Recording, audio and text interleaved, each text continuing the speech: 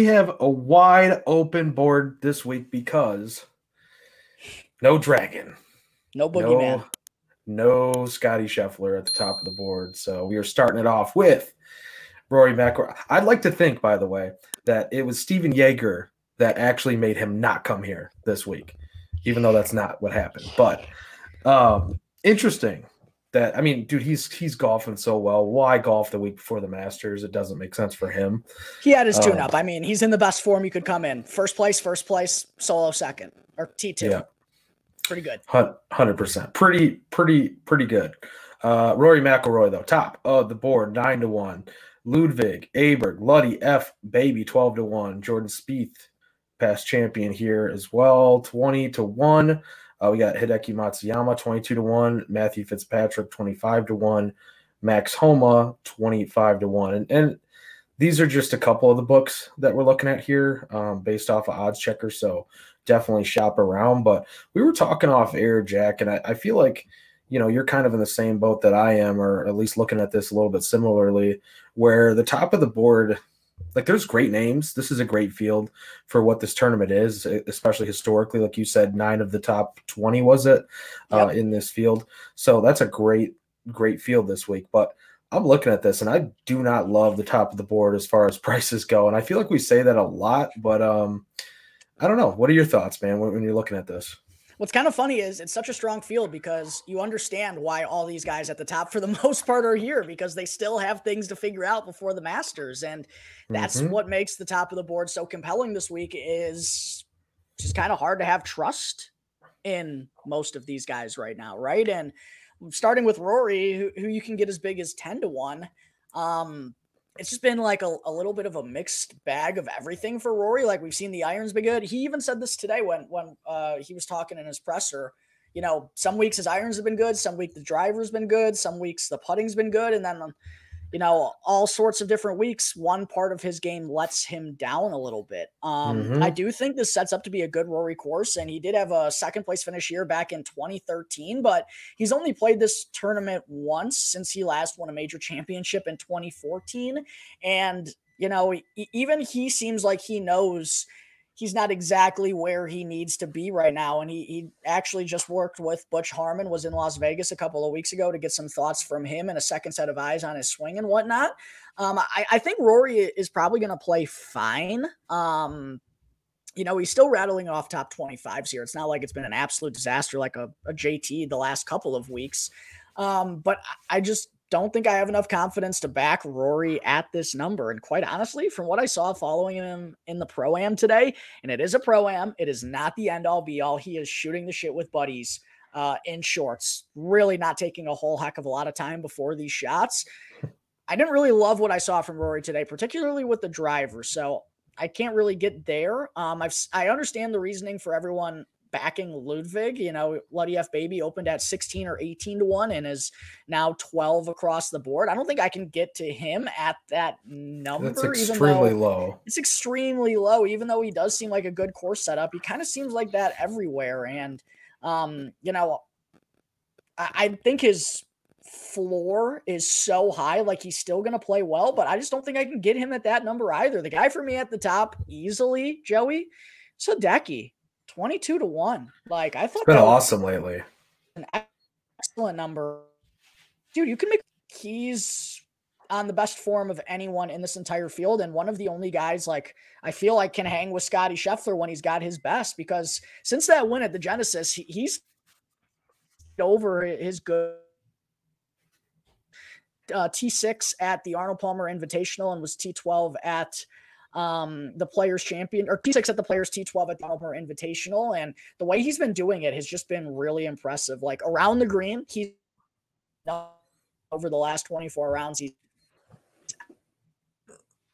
good. The approach, he's inside the top 10 over the last 24 rounds, 14th in bogey avoidance, which I mentioned I think is really big here, 19th off the tee, 21st in strokes gained long courses. Like, there's a lot of reasons to be feeling confident in Hideki, and he's been putting it a lot better as of late, and historically throughout his career in Texas. He's been good on the greens in Texas. At the Houston Open, the Byron Nelson, the Charles Schwab, and here, since 2014 and 11 starts, he's only lost strokes on the green twice. So he's pretty good in the state of Texas with the greens. I like him. I like him around the greens. The ball striking has been really good. So Hideki to me was kind of the easy bet at the top, if I'm being honest. I thought 22-1 was a more than fair number in a field where I really don't like any of the other numbers surrounding these guys and don't think they're all that fair. So it was Hideki for me at the top. I thought about Jordan Spieth a little bit. Past good history here. I just think Hideki at, Jordan Spieth definitely has good history here. This is where, he finally broke that skid in Texas, Jordan Spieth in Texas, but it's just like the way he's been going about things, like just chipping in and making long putts, and the irons just have not been consistent or not really even all that good. And I don't know. I'm just way more confident in Hideki at the top than all of these guys. Matthew Fitzpatrick, Max Homa. I know we're getting into another range here, but Homa, Colin Morikawa, I'm more confident with Hideki than all of those guys, Joey. So he was the bet for me at the top, and the only bet I have under 30-1. You know what? I actually agree with you. Which isn't hard to believe. We seem to do this quite a bit, it seems like. But I've been overlooking Hideki for his recent performances. I really have. Like when it comes into each week by itself, as far as betting goes, I haven't been targeting him. But he's got the win at the Genesis. He's playing really well, man. T12 at the Arnold Palmer, T6 at the Players. Like, all the things that you're mentioning. I really think that he's kind of setting himself up in a good position here to do very well here this week. Yeah.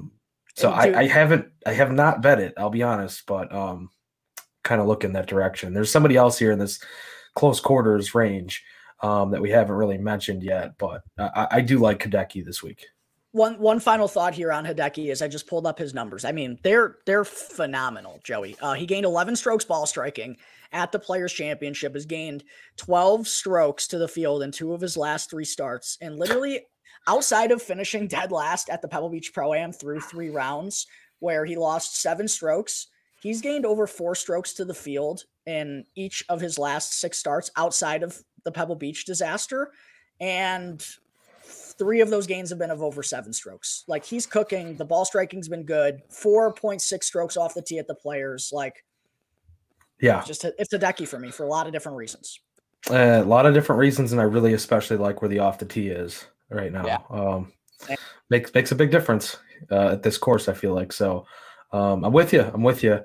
Looking here down a little bit, we have 28-1 Colin Morikawa. We have 28-1 your boy Corey Connors, like you have in your tagline here, the house that Corey Connors built. He's excellent here at Valero Texas Open. TPC San Antonio is just his stomping grounds, it feels like. Alex Noren, 30-1. We got Tommy Fleetwood. Mac, never Tommy, 30-1. Just have to say that every time. I don't care at this point. Sorry if you're listening, Tommy. Billy Horschel, 35-1. And Benny-Anna, 35-1. So very interesting spot here from 28 to 35. You should just, I'm sorry. You should just comment on Tommy Fleetwood's Instagram, just like hate from Chicago. Hate from Chicago. We do not approve. Tommy, we don't approve. Never Tommy.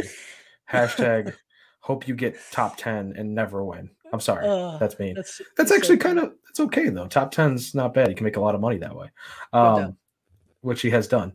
So yeah, man, this is a good one. I'm on Corey Connors. I'm on your boy. I'll kick it off there because I'm interested to see if you are. I don't know how you're not. You're at this tournament, and if you're not, the putter could kill him. But at the Players,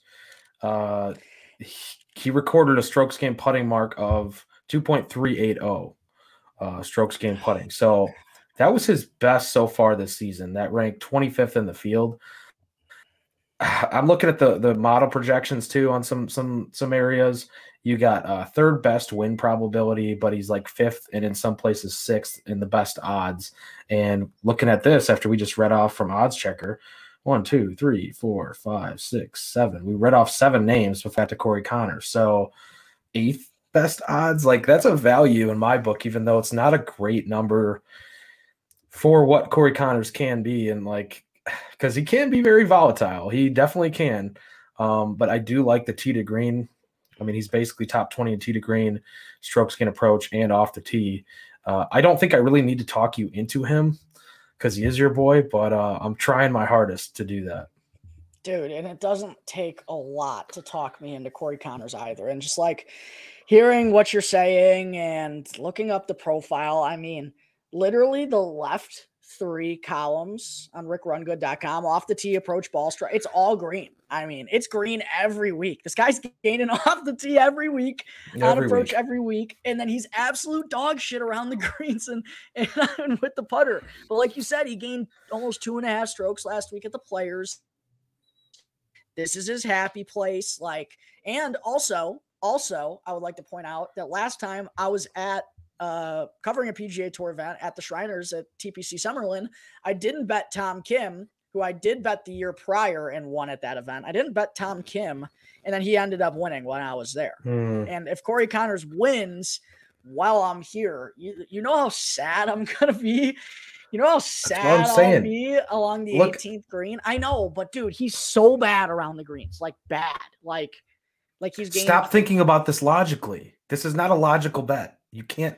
Okay, I know I just tried to get very logical, and you were looking at them. I totally understand the perspective you're looking at this from, but this is one of those situations where, Jack, you are at TPC San Antonio. You are there. This is his course. You cannot not bet him. It's impossible to me. I'm sorry. Jump on the bandwagon. I want the 30, and they're not giving me the 30. I want the 30.